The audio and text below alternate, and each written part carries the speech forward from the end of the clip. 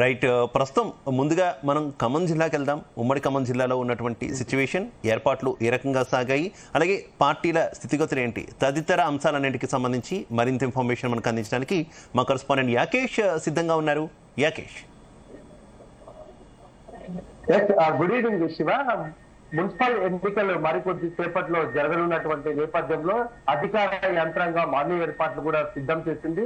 మధ్యాహ్నం సమయంలో పోలింగ్ సిబ్బందికి అన్ని కూడా మొత్తం పోలింగ్ సామగ్రిని తీసుకెళ్లి పోలింగ్ కేంద్రాలకు చేసుకుంటారు. అక్కడే పడుకొని ఉదయం పూట 5 గంటలకు పోలింగ్ ప్రారంభం అవుతుంది. సాయంత్రం 5 గంటల వరకు కూడా పోలింగ్ కొనసాగేటువంటి పరిస్థితి. అయితే ఖమ్మం జిల్లా మొత్తం 5 గంటలు ఉన్నాయి. 5 మున్సిపాలిటీల్లో కూడా హోరాహోరీగా అటు బీఆర్ఎస్ కాంగ్రెస్ పార్టీలు ప్రచారం చేస్తున్నాయని చెప్పుకోవచ్చు. ఓటర్లు పూర్తి స్థాయిలో ఆయా పార్టీలను ఆకట్టుకునే విధంగా కూడా ప్రయత్నాలు చేశాయి. ఈ నేపథ్యంలోనే ప్రధానంగా ఖమ్మం జిల్లాలో ఉన్నటువంటి ఎదురాపురం అతిపెద్ద మున్సిపాలిటీ, మొత్తం 32 డివిజన్లు ఈ ఎదురాపురంలో ఉండగా ఇప్పటికే ఒక డివిజన్ అంటే ఒక వార్డు 10వ వార్డు ఏకగ్రీవం అయిపోయింది కాంగ్రెస్ కు. మిగతా 31 స్థానాల్లో కూడా ఎన్నికలు కొనసాగుతున్నాయి. పూర్తి స్థాయిలో 31 వార్డులకు సంబంధించి దాదాపు 117 వార్డులు కూడా ఈ జిల్లా వ్యాప్తంగా ఉన్నటువంటి క్రమంలో 5 మున్సిపాలిటీలో 117 వార్డులు ఉన్నాయి. దీనికి సంబంధించి మనం ఒకసారి చూసుకుంటే ఎదులాపురంలో 31 వార్డులు జరుగుతుండగా కల్లూరులో 20 వార్డులకు ఎన్నికలు జరుగుతున్నాయి. మధిరాలో 22 వార్డులు, సత్తుపల్లిలో 23, వైరాలో 20 వార్డులకు ఎన్నికలు కొనసాగుతున్నాయి. ఆ ప్రచారం మాత్రం హోరాహోరీగా అన్ని పార్టీలు చేస్తున్నాయని చెప్పుకోవచ్చు. ఓటర్లను ఆకట్టుకునే విధంగా కూడా తమ ప్రయత్నాలు మొదలుపెట్టినటువంటి నేపథ్యంలో ఇక మరికొద్ది క్షణాల్లోనే కూడా పోలింగ్ కు సంబంధించి ఏర్పాట్లు జరుగుతున్నటువంటి పరిస్థితి కనిపిస్తా ఉంది. మొత్తం వైరా మున్సిపాలిటీలో చూసుకుంటే మొత్తం 40 పోలింగ్ కేంద్రాలు ఉన్నాయి. ఇక్కడ దాదాపు 24,000 ఓట్ల పోలింగ్ జరగనున్నట్టు సమాచారం ఉంది. ఇక మధిరాలో మొత్తం 262 పోలింగ్ కేంద్రాలు ఉండగా దాదాపు 26,000 మంది పైగా కూడా ఇక్కడ కూడా ఓటింగ్ వేయబోతున్నారు. సత్తుపల్లి మున్సిపాలిటీలో కూడా దాదాపు 48 పోలింగ్ కేంద్రాలు ఉండగా దాదాపు 28,000 మంది ఓటర్లు ఇక్కడ ఓటు హక్కు వినియోగించుకోనున్నారు. 167 పోలింగ్ కేంద్రాలు ఎద్దులాపురంలో ఉండగా దాదాపు 32,000 మందికి పైగా కూడా ఎదులాపురంలో ఓటర్లు ఉన్నటువంటి పరిస్థితి. ఈ 5 మున్సిపాలిటీలకు సంబంధించి ప్రధానంగా 3 మంత్రులు చాలా కీలకంగా వ్యవహరించబోతున్నారు. మంత్రి పొంగులేటి శ్రీనివాసరెడ్డి నియోజకవర్గంలో ఉన్నటువంటి ఎదులాపురంలో ఆయన దాదాపు వారం రోజుల పాటు కూడా ప్రచారం చేశారని చెప్పుకోవచ్చు. ఇక్కడ సిపిఐ తోటి పొత్తు అసెంబ్లీ ఎన్నికల్లో ఉన్నప్పటికీ కూడా ఇప్పుడు ప్రస్తుతం పొత్తు లేదు. సిపిఐ కూడా సపరేట్ చేసుకుంటుంది. బీఆర్ఎస్ సిపిఎం కలిసి ఇక్కడ పోటీ చేస్తున్నటువంటి నేపథ్యంలో ఎదులాపురంలో మంత్రి శ్రీనివాస్ రెడ్డి అన్ని తానే వివరించారు. పూర్తిగా ఆయన ఆ ప్రచారంలో అభ్యర్థుల తరఫున పాల్గొని ప్రచారం చేసినటువంటి నేపథ్యంలో బీఆర్ఎస్ ఆశలు కొంత, ఎందుకంటే ప్రభుత్వ వ్యతిరేకత ఓటు వస్తుందని ఆశలు పెట్టుకున్నటువంటి నేపథ్యంలో ఎంతవరకు ఫలిస్తుందనేది ఎదులాపురంలో చూడాలి. ఎందుకంటే మంత్రి పొంగులేటి శ్రీనివాస్ రెడ్డి చాలా అభివృద్ధి కార్యక్రమాలు కూడా ఈ ప్రాంతంలో 2 సంవత్సరాల నుంచి చేసినటువంటి నేపథ్యంలో కాంగ్రెస్ కి ఇక్కడ కొంత గెలుపు కొంత సునాయాసంగా తెలుస్తా ఉంది. ఇక మనం ప్రధాన మున్సిపాలిటీ చూసుకుంటే సత్తుపల్లి మున్సిపాలిటీలో కూడా దాదాపు ఇదే పరిస్థితి కనిపిస్తా ఉంది. ఎమ్మెల్యే మట్ట రాగమయ్యి ఇక్కడ ఎమ్మెల్యేగా ఉన్నారు. ఈ సత్తుపల్లి నియోజకవర్గానికి సంబంధించి ప్రధానంగా మున్సిపాలిటీ చూసుకుంటే 2 మంత్రులు, పొంగులేటి శ్రీనివాస్ రెడ్డిది అదే నియోజకవర్గము, మంత్రి తుమ్మల నాగేశ్వరరావు కూడా అదే నియోజకవర్గం కనుక ఆ మున్సిపాలిటీని చాలా కైవసం చేసుకోవాలని కాంగ్రెస్ పెద్ద ఎత్తున కూడా ప్రచారం చేసింది. వార్డు సభ్యులకు సంబంధించి చాలా ప్రజల్లో ఆదరణ ఉన్నవారిని మాత్రమే అక్కడ పెట్టినటువంటి నేపథ్యంలో మంత్రులు కూడా ఆ మున్సిపాలిటీలో ప్రచారం చేశారు. గెలుపు మీద కూడా అక్కడ ధీమాతోటి కాంగ్రెస్ ఉన్నటువంటి పరిస్థితి. ఇక మధిరా నియోజకవర్గానికి సంబంధించి మధిరాలో ఒకే ఒక మున్సిపాలిటీ ఉంది. డిప్యూటీ సీఎం గా ఉన్నటువంటి బట్టి విక్రమార్కకు సంబంధించి ఆయన చాలా ప్రతిష్టాత్మకంగా తీసుకున్నారు. డిప్యూటీ సీఎం గా ఉన్నప్పటికీ కూడా ఆయన అన్ని మున్సిపాలిటీలను వదిలిపెట్టి ఒక మధిరాకే పరిమితం అయిపోయారు. మధిరాలోనే ఆయన తిష్ట వేశారు. గతంలో జరిగినటువంటి పరిణామాలు బీఆర్ఎస్ పోయినటువంటి నేపథ్యంలో ఈసారి ఆ తప్పిదాలు జరగకుండా మొత్తం కూడా బట్టి అక్కడే తిష్ట వేసి కాంగ్రెస్ గెలుపు కోసం ఆయన ప్రయత్నం చేయబోతున్నారు. అభ్యర్థులకు సంబంధించి సరైన అభ్యర్థులు ఎంపిక చేశారు. దగ్గరుండి ప్రచార కార్యక్రమాలు ఇతర అనేక విధాలుగా రాజకీయ వ్యూహాలు కూడా అన్ని ఆయన రూపొందించి మధిరాలో గెలుపు కోసం ఆయన తీవ్రంగా ప్రయత్నం చేస్తున్నారు. ఇక వైరా నియోజకవర్గంలో కొంత టఫ్ ఫైట్ ఉందని ఇక్కడ భావించుకోవచ్చు. మొదటి నుంచి మనం చెప్తున్నాము బీఆర్ఎస్ ఈ నియోజకవర్గంలో కొంత కీలకంగా ఉన్నది, ఓటు బ్యాంక్ ఉన్నది. అట్లనే అక్కడ సిపిఐ కూడా వాళ్ళ సపోర్ట్ లేదు కనుక కొంత ఇబ్బందికరమైన పరిస్థితి వైరాలో కాంగ్రెస్ కు బీఆర్ఎస్ కు పోటాపోటీ ఉండే అవకాశం ఉంది. ముఖ్యంగా కాంగ్రెస్ కు రెబెల్స్ బెడ్ గా వైరాలో ఉన్నటువంటి క్రమంలో కొంత ఇబ్బందికరమైన పరిస్థితి కావాల్సినప్పటికీ కూడా పూర్తిగా కాంగ్రెస్ వైపే ఓటర్లు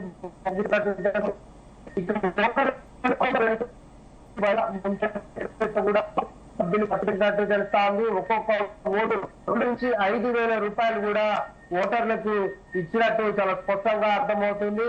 ఒక్కో వార్డులో అయితే ఒక అభ్యర్థి 5,000 ఇస్తే ఇంకో ప్రత్యర్థి అభ్యర్థిగా అదే తరహాలో కూడా 5,000 రూపాయలు ఓటుకు ఇచ్చినట్టు కూడా తెలుస్తా ఉంది. ఎందుకంటే ఇక్కడ ఆ పోటు హోరాహోరుగా నువ్వా నేనా అన్న రీతిలో కొనసాగుతుంది కనుక అభ్యర్థులు ఖర్చుకు వెనకాడడం లేదు.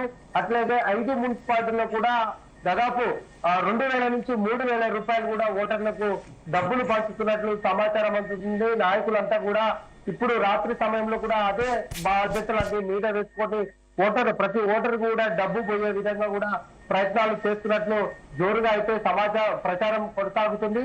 ఇక ఈ డబ్బు ప్రభావం అలా ఉంటే మహిళలను ఆకట్టుకునే విధంగా చీరలు లేకుంటే ఇతర గిఫ్టుల రూపంలో కూడా వారికి గిఫ్టులు ఇచ్చి మహిళా ఓటర్లను ప్రధానంగా ఆకట్టుకునే ప్రయత్నం అయితే చేస్తున్నట్లు తెలుస్తా ఉంది. అయితే యాకేష్ ఎక్కడ తాయిలాల విషయంలో ఎక్కడ ఏ పార్టీ కూడా వెనక్కి తగ్గట్లేదనేటటువంటి వార్తలు వస్తున్నాయి కదా. భారీ ఎత్తున ఏకంగా 2,000 నుంచి 5,000 రూపాయల వరకు అంటున్నారు. మహిళలకు ప్రత్యేకమైనటువంటి బహుమతులు అంటున్నారు. ఏంటి ఎన్నికల సంఘం అధికారులు ఎక్కడ కూడా కంట్రోల్ చేయలేకపోతున్నారా ఈ స్థాయిలో వార్తలు బయటకు వస్తున్నప్పటికీ కూడా?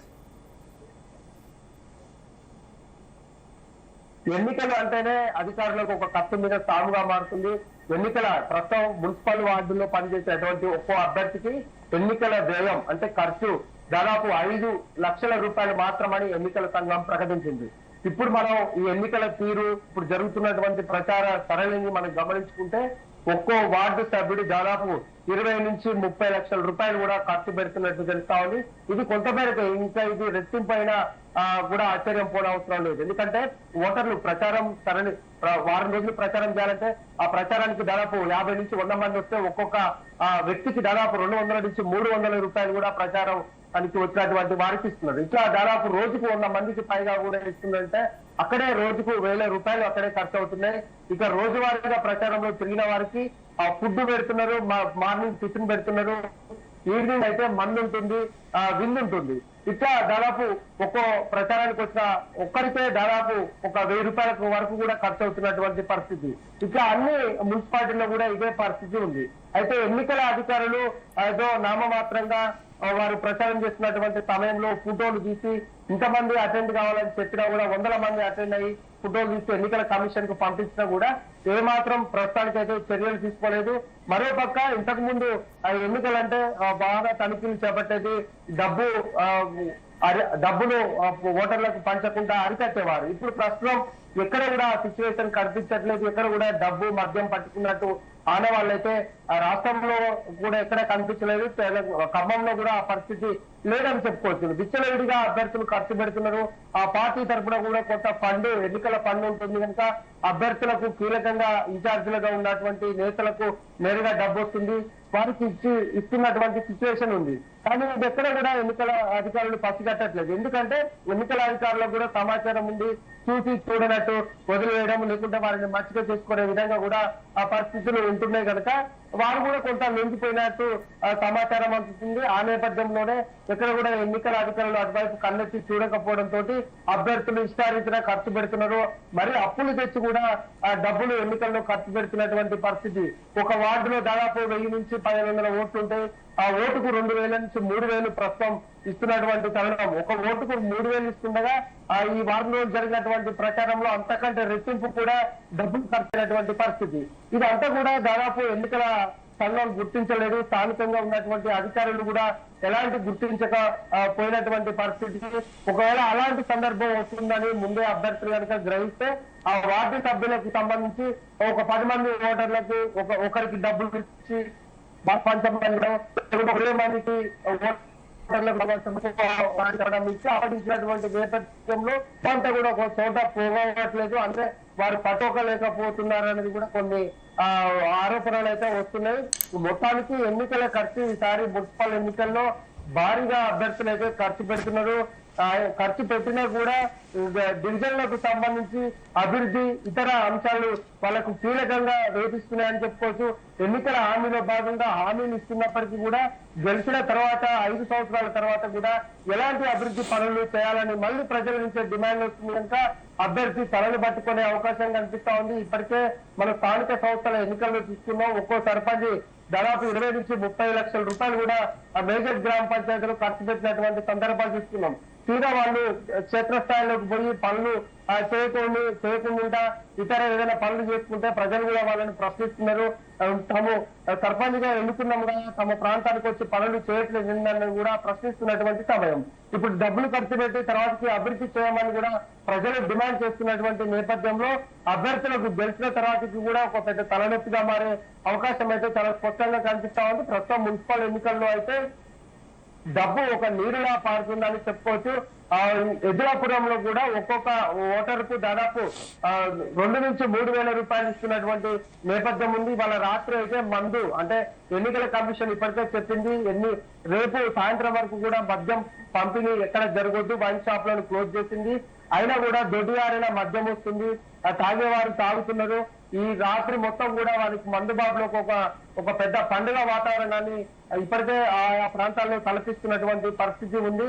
అయితే పోలీసులు ఈ ఎన్నికలను దృష్టిలో పెట్టుకొని సమస్యాత్మక ప్రాంతాలు ఉన్న చోట భారీగా మోహరించారు. ఎక్కడ కూడా ఎలాంటి అవాంఛనీయ ఘటనలు చోటు చేసుకోకుండా ఖమ్మం జిల్లాలో దాదాపు 1100 మంది పోలీసు సిబ్బందితో భద్రతా చర్యలు చేపడుతున్నట్టు చెప్తున్నారు. ప్రతి పోలింగ్ కేంద్రంలో కూడా వెబ్కాస్టింగ్ నిర్వహిస్తున్నారు. సీసీ కెమెరాల ద్వారా పోలింగ్ సరళిని అటు జిల్లా collector Anudeep, police commissioner Sunil Dutt ఇద్దరు కూడా పర్యవేక్షిస్తున్నారు.